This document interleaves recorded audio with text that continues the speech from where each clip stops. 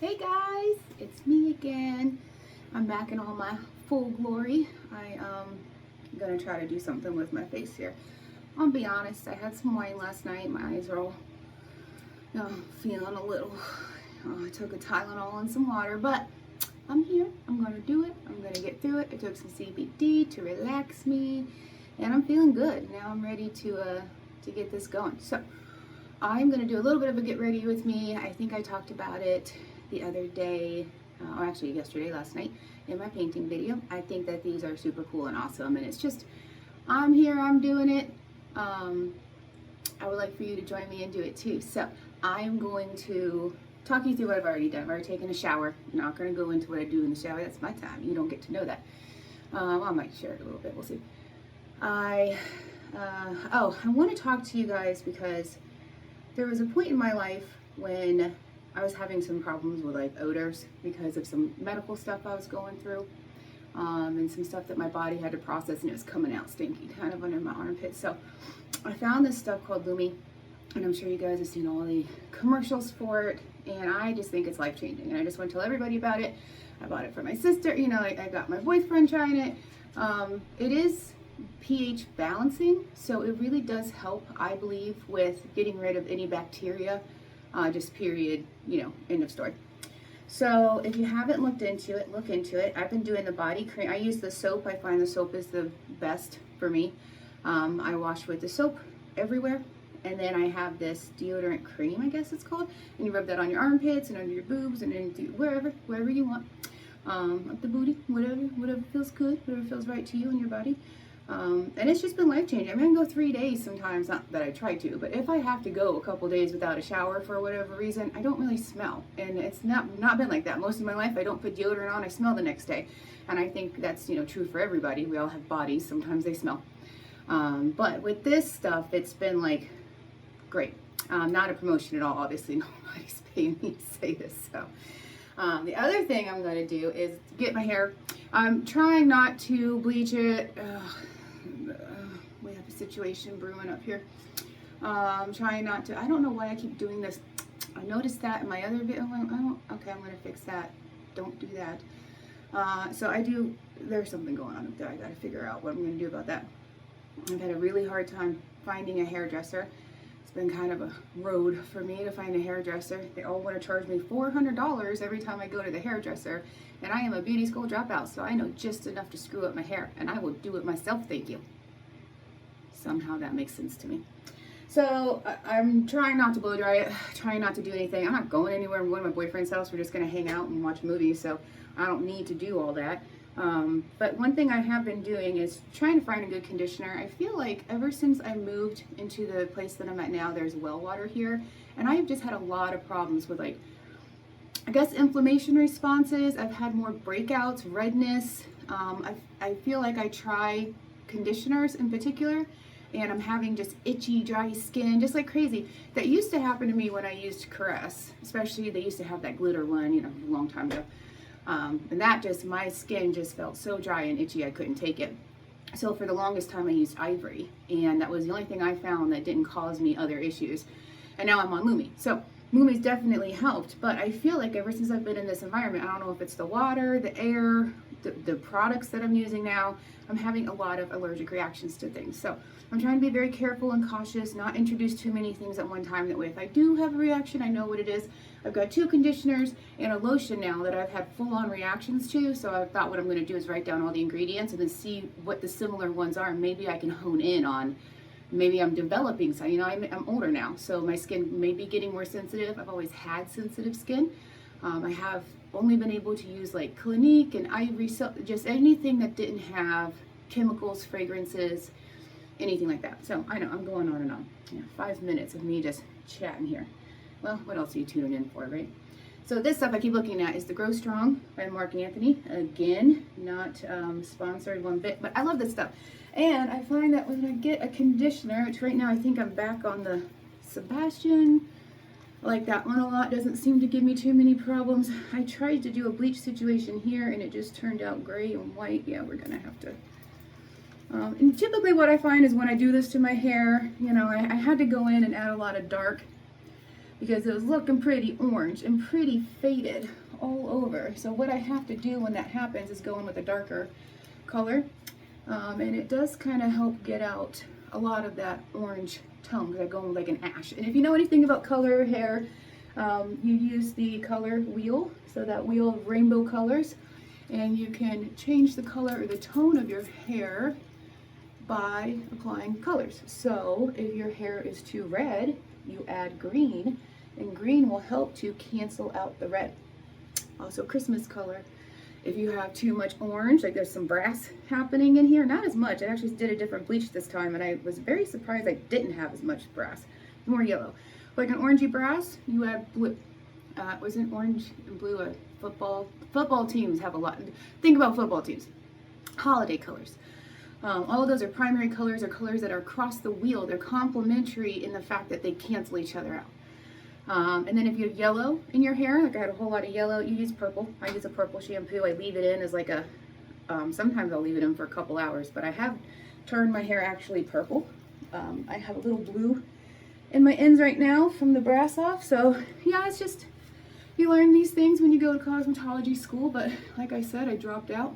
My dad was sick at the time. I didn't know what to do with myself. I wanted to be a nurse, decided I didn't want to do that. Wanted to be a cosmetologist, decided I didn't want to do that. There's been a lot of things that I'm like, oh, I want to do this, and then I don't actually do them. So that's why I'm doing YouTube just like this. Because if I think about it too long, I'll talk myself out of it. I'm going to wash my hands. Oh, well, first let me just make sure This is pretty much it for my hair right now. There's not much more I can do. This is going to turn into a frizzy situation, because I have frizzy hair. I have these calyx all through my hair, frizzy hair, thin hair, brittle hair. Like my ponytails are nothing. So what I've learned is that I just am not blessed with amazing hair, but I also feel like hair is a reflection of your insides, what's going on with you. I feel like if maybe I can get my diet better, you know, your hair, skin, and nails are a reflection of what's going on inside you. So things to think about. All right, hold on one second. I'm gonna wash this crap off my hands. So another thing I've already done is put on my moisturizer. I use the Clinique moisturizer, the gel one in particular. I'm also in my bathroom, so there's definitely stuff. Oh, you probably checked out my scar there. It's gonna come up at some point, and we'll talk about that. Another beauty, learning to love myself, scars and all. This is the one I use, Dramatically Different Moisturizing Gel. Love it. I've been told I have dermatitis, psoriasis, eczema, like whatever. It's all just immune stuff, but I get these dry, raised patches, and they'll actually look like red welts around my head, especially around the oily areas, like my nose, my eyebrows, T-zone. Get it like crazy, and I'll get like actual itchy, and I scratch them, and then they scab, and they bleed, and it's a whole thing. So I've been on a Nizoral journey, all kinds of stuff. My skin is just, it's a journey in and of itself, and then I got my hair. So okay, we're not going to go down that road right now. What we are going to do is try some cool new stuff I got. So I know I want to do organic, but I had already bought some stuff, and I fell victim to this one on a late night Instagram, and I was like, oh, I gotta try it, because I struggle with foundation. Something about my skin, when I put foundation on, it looks so fake. It's just ridiculous. I just look like a powder face without any powder on. So one thing I have found is that I need to get my skin smooth, right? So like you start with a bumpy, dry, flaky surface, no wonder you're going to end up with bumpy, dry, flaky results. So I've been really working on exfoliating. I've been using a toner. I'm trying out this Paula's, I forget what it is, some kind of liquid exfoliant. Been using a lot of hydrogen peroxide soaps in the shower, cleaning. Really trying to get better at my skincare. I've never done skincare. I'm terrible at skincare. I'm gonna get better. I'm gonna get a routine, and I'm gonna stick with it. Still working that out. So this was the late night CoverGirl Simply Ageless, because everything I look at now about wrinkles, I'm like, oh, I gotta fix it. I'm learning to love my wrinkles. Skin Perfector Essence. So what I saw the lady on the commercial do, I'm just gonna do what she did. And I did order me a little foundation brush. And I don't know if I want to, I have a mirror here, but I feel like, so the way I look in this thing and the way I look in my mirror, completely different. I look like I've seen a ghost, look pretty pale and washed out, but in my actual mirror, I definitely have a lot more color going on. Lighting's a thing. I do want to get like an area set up. I'm just not sure about my living situation right now. There's been conversations about me moving in with my boyfriend. I'm renting a room at the moment. And you know, it's all been great and nice, but I do want to have my own place again, just so I can host and do things and, you know, don't have to worry about stepping on somebody else's toes or waking them up or bothering them. So it's been a long time since I've lived in my own place. I've had my own place multiple times throughout my life, but I will say it's been nice not having to worry, because I'm not paying full rent. You know, I'm renting. It's nice. It's been nice, but I need my independence, because I am a independent kind of gal, and I need, oh crap, I did forget one thing. Hold on, I cannot cut this. Hang in there. Don't mind the stuff in the background either. I don't even know if you can still hear me. I'm hoping you can. Oh, because I got this other new stuff, and I keep it in my purse because I take it back and forth. There it is. Okay. So I don't know what my living situation is going to be. Make sure I blend this in. That's another thing, is I feel like I have to blend it in. So just a side note, I put on the moisturizer and I let it dry, because I do find my foundation looks a little better. Now I might have to do what I've always done, which is I usually use the BB cream, CC cream, Maybelline CoverGirl, one of those. And I like it. I mix it. It's already foundation mixed with moisture. And I got my red chest going on. It's already foundation mixed with moisturizer. And then I cut it with more of the Clinique. So typically what I do is just take a big 3-4 kind of pumps of Clinique, mix that in with a big old glob of the CoverGirl, and then rub it all over my face and keep it moving. And I do find that I do not look like I'm wearing that much makeup. But there's hardly any coverage, and I am very inflamed. I also look like this after I drink. Every time I go out drinking, my body the next day, my chest is red. I actually turn red when I drink. I've definitely been getting better about my drinking.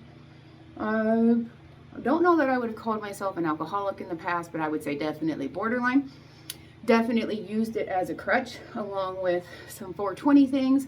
Never really was into the hard stuff. It always just scared me. I don't like taking pills. I think I touched on that before. So for me, you know, 420 is natural. It's God. It's God making you feel good. But anything, too much of anything is not a good thing. So, you know, alcohol, I've really struggled with it. I don't feel good. I don't always like it. I feel like I've grown up with it being an acceptable crutch, an acceptable way of, wow, I'm already at 12 minutes, an acceptable way of handling things. And I just don't feel like that's necessarily the truth anymore. So I need to, I'm only doing it about once a week at this point, which I could say at one point it was every day when I was super stressed out. So definitely not as stressed. So definitely don't drink as much. I'm down to about once a day. And when I do, man, I just feel like shit. And I don't know if it's because I'm older and I can't hang like I used to. Like I used to be able to drink for multiple days in a row. Keep it moving. Feeling good, feeling great, loving life. Now I'm like, oh, man, I feel like shit. I had a few glasses, some wine last night.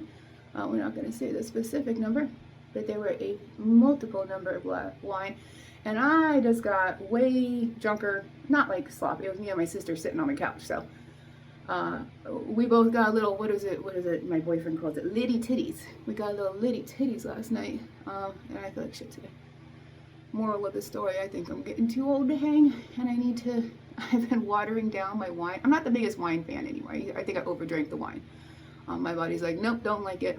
And champagne, same thing. It's just, I feel like I'm on to about beer now. I do enjoy mixed drinks. I just find it hard to stop because I enjoy the taste. I don't, like after a few beers, I'm like, ugh, I'm good on the beer, you know? So beer's been my thing, but I'd also get beer bellies when I drink a lot of beer. So one thing I'm going to do, I'm going to look a little crazy because the longer this stays on, the better. So, and this one I'm going to have to, I don't know if I want to get that close to show you all my flaws right now. Let's see. And this one, okay, I've also been learning about overlining your lips. So this is a lip tint. Okay, I don't feel like I'm doing a good job here. Hold on, guys. Oh yeah, I fucked that up. Alright, let me fix it. I got it. Okay, a couple of things. So this is, I need to eat. I'm feeling a little nauseous. Lip liner in stay, lip liner dash stay Satchu in a nude color. Oh no, down on Amazon. I like to go and look at their top rated. Boy, that texture on my face is not in there when I look in the. Yeah, I have a little desk I'm gonna set up. Again, just don't want to do too much if I could possibly be moving soon. Okay, back. Focus, Amanda. Focus. So this has to go on because it peels off. Long story short. And what I find is that when I put on lip liners, they're gone, like the next second. So I have this, definitely lasts for a while. Now I would not normally do this at this point, but I want to show you. I want it to kind of sit for a few minutes so you can see. As I get older, my lips are definitely getting thinner. I used to have this really nice poofy, succulent upper lip situation. I need to take this with me, so I'll put this right here. Actually, I'm gonna put it right here because I will fucking forget it. This is where I put it in my bra. Is where I put a lot of things I don't want to forget, and yet somehow I forget about them till I go take my bra off, and then I'm like, ah, that's where it is. What was I saying? Yeah, I've lost my train of. Where's my eye? Oh, there we go. Hot Mess Express today. Okay. Eyebrows. Okay, so this stuff, I normally would wait and put it on. You know, my boyfriend doesn't get off work till like 6, sometimes 7. It's like 11:30, 12. This shit is not going to last that long, right? But like I said, we're having a night in, so I'm not really that worried about it.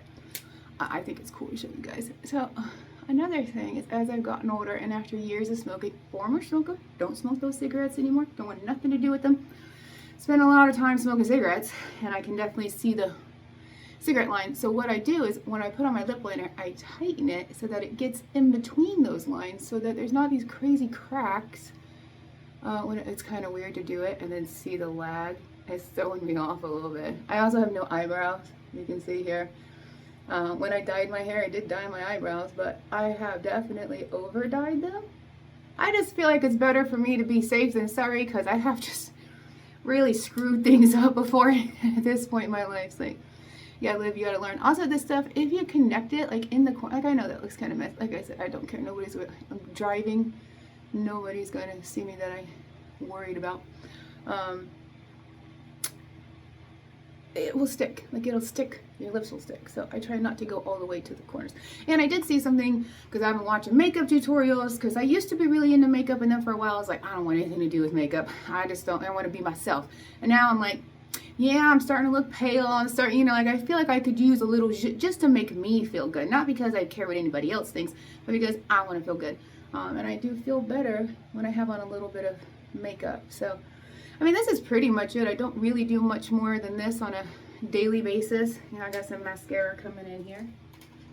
Coming in hot with that mascara. This is the Lash Paradise. I have been on a journey of trying to find everything. I went through some different mascaras. My problem is, I forgot to do the eyeliner. Yeah, it's alright. My problem is, honestly, I'll probably do eyeliner later because it's a liquid and you have to like get it perfect, and I have to be this close to the mirror, and I don't think you want to be all up in my eyeballs right now. So we'll do, this is my kind of everyday. If I'm going to work, this is what I'm wearing. I only wear eyeliner pretty much at night, or like if I'm out on a date, or look cute for my man, but on a day-to-day basis, I'm not putting on eyeliner. I have thought about getting the tattoo eyeliner. I had a cousin that got her eyebrows tattooed. Light eyebrows and light lashes kind of run in our family, I guess. Especially those of us with light hair. There's a lot of people in my family that have dark curly hair. And then the other half of us have this lighter blonde, brown situation. Nothing that's what that is there. That's all chemicals. Yeah, so this is probably what I do most. I do have, actually, I have it here, but I take this off. So, I don't, is it dry enough? I don't know. So in my mirror here, I have a lot more going on. A lot more contrast. Oh, I did want to tell you, I did, see, I guess I could have a little fun here. I do need to get going though. So a couple of cool things, and I'll just do it. I would never do this normally right now, but I got your attention, so why not? Is these like gel things. These are new to my life, new to me. And one thing I saw is that this girl online came and took like I think this is the It. Did not like their skin products and did not love their customer service. Was that she came in, but I do like this, and I do like their eyebrow. I feel like their eyebrow pencil lasts. But she did this, and she kind of came up on top of it, not under it, and it almost kind of erases it. Hey, look at that. And then under the chin, and then I like to bring it down because I have had surgery, so this side does go in and this side does not, so I kind of have to do a little more contour to get those two, not look like one side is all jacked up. So I know you're wondering, everybody does when they see the scars. I'm going to preface by saying, trigger warning, medical issues here. If you don't like the C word, don't listen. I didn't have it, but I've had multiple tumor removal surgeries, face and neck. They took out my parotid gland, which is why I have this divot here. And honestly, when I'm thinner, it's not as noticeable. I'm carrying around like 30, 40 extra pounds I should be right now. So, you definitely notice it more. I feel like this too, like where it comes in. My dad passed away from throat cancer when I was 18 after long radiation, trauma, surgeries, paralysis. It was horrible. Saw him really suffer and die. And it was traumatic. And then that was when I was 18. When I was 24, I got my first tumor in my neck, and that was terrifying. But actually the easiest one, because it came right out, sewed me up, went along. About 5 years later, when I was like 32, I started feeling things coming back in, and I was told, oh, it's just scar tissue, and then I just kept feeling things in a couple years, and I was like, it's getting bigger. Scar tissue doesn't get bigger. Just advocate for yourselves. Get a second opinion, because there were so many tumors in my jaw, my side, my neck. They couldn't even count them. Could not count them. It took an 8-hour surgery with the top tumor cancer surgeon to do this to my face. Yeah, and I could not move the right side of my face for 6 months. Also had to have my gallbladder taken out, emergency, 2 weeks after that surgery, which was like traumatic. I looked horrible. A week after my gallbladder surgery, I was hospitalized with pancreatitis because they flushed a stone into my pancreas. So I went to the gas station. My friend came and got me, and it was like the first warm day in spring, and I took off like whatever jacket I had on, and I went in to buy a slushie, because when you're hospitalized with pancreatitis, you can't have anything. You can't even have water. They don't even want you to swallow your own spit, because it activates the pain and activates the pancreas. So I went in here. I was like, I just want a slush. I just want something with some sugar. I just want to taste something. They're horrible. They would not give me anything. So I was like, I want a slushie. So I went in the gas station. My friend was outside pumping her gas-filled car. She was pumping her car full of gas. She had come and picked me up from the hospital. And the guy, when I went to go up to pay, grabbed my arm and said, who's hurting you? And he looked at the car. He said, do you want me to call 911? Like, he was losing his shit. Had his phone, was pressing 911 because he thought somebody was beating the crap out of me. I looked in my purse. I was like, no, I'm fine. It's my friend. I'm okay. And I pulled out my hospital band because I had just cut it off when we got there. And I said, I just got out of the hospital. And I looked like I had been strangled. There was so much swelling on my face. It looked like a shark bite had been taken out. I couldn't move the right side of my face. So, you go to the dentist, you can't move it, but the whole right side, couldn't move it. They had blown every line, every vein in my arm with catheters and IV drugs. And I looked like I had been hit by a car. And this guy legitimately was going to call the cops. So I told him, don't do that. I just put a little bronzer here. I guess I decided I needed a little more something. But I gotta be careful, because when I look in this one, I do not. So take it easy, Amanda. Okay, so long story short, some of my surgical things. So that wasn't enough. 5 years later, 2020, I had a tumor that they had been kind of starting to track. I had to have an MRI every year of my life pretty much since I was in my 30s, $5,000 a year in deductibles, thank you. And if you've ever had an MRI, you understand what a traumatic experience that can be, especially as a larger person. Hope you're not claustrophobic. But they found another tumor, they watched it, it kept growing, and they said that it was down at the base. and that there was a good chance they were going to have to do what they did to my dad and split my jaw open to get to it. And they wouldn't know until I went under. So I went under not knowing what I was going to wake up to. Traumatic. Not knowing if it was cancer. It was my third tumor removal surgery. And so they took it to the tumor board and decided that the ultimate issue was that I had a parotid gland, which is a saliva gland. And what it does is it creates little cells, and those cells are what turn into your saliva. Well, it creates these cells, and there's like a little opening, it spits them out, right? Mine was defective, which I kind of wonder if this happened to my dad, but I don't know, his tumors were inside, maybe smoking more related. So mine were spitting out these cells this way, into my cheek and down my neck. And then they didn't know what to do because they weren't in my mouth, and so then they started turning, and there's like a really high chance that they will turn into cancer if you don't get to them. And not only did I have to have so many surgeries, have them removed, they were growing in the base of my skull. There was a chance they weren't going to be able to remove it at all. So the scare is that there's nothing left to take if I have to have surgery. Like there's no everything's structure. There's nothing to take. So if a tumor does attach, it's going to attach to structure. And there's like a main vein that controls your mouth. Like I still have, I think they clocked me around 93%. So there's still some long-term neuropathy, right, that I'm dealing with. I have a hard time speaking. Sometimes my saliva, I don't have a saliva gland. I get really dry mouth, cotton mouth all the time, blah, blah, blah. Poor me, I know.